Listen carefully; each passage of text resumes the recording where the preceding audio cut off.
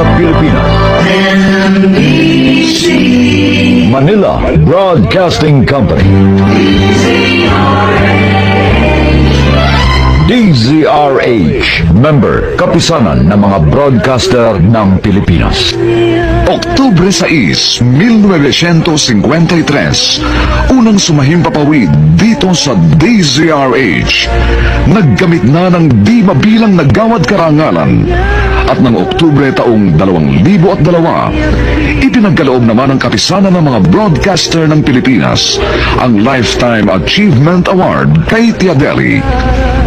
At ngayon, nasa ika-51 taon na ng pagsasahimpapawid, buong karangalan at pagmamalaking inihahandog ng Manila Broadcasting Company ang kasaysayan sa mga liham kay Tia Deli.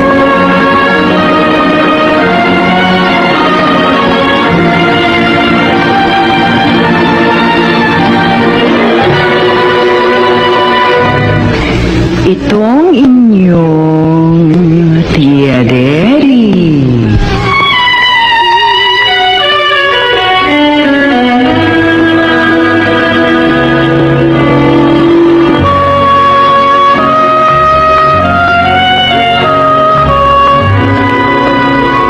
Kumusta, mga ginigiliw kong tagapakinig? Narito na naman po kami sa pagsasadula ng mga pangyayaring lumikha ng suliranin at bagabag na humitik at naging mahalagang bahagi ng buhay. Mataos naming layo ni magdulot na ikagagaan, kundi man tuluyang ikapapawi ng hapdi at kirot ng pagdurusa o agam-agam. Sa huli, ako pong mag-uukol ng maikling panukala o kuro-kuro na sana'y makasiya sa may-ari ng salaysay, makaaliw sa marami, at kapulutan ng aral ng ibang ang isip ay hinilam ng nanghinang kalooban at nagkulang ng tiwala sa sariling kakayahang bathi ng pagsubok ng kapalaran. Ito po ang kasaysayan sa mga liham sa inyong Tia Deli.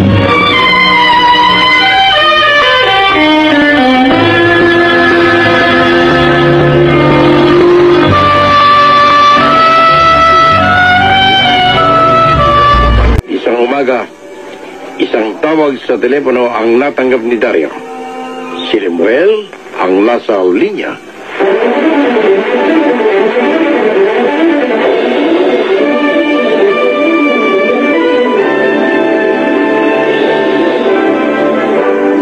At ngayon mga kaibigan, sa pagpapatuloy ng matulang kasaysayang pinamagatang Tinimbangan ng Pag-ibig, dito pa rin sa Ito ang Palad Ko.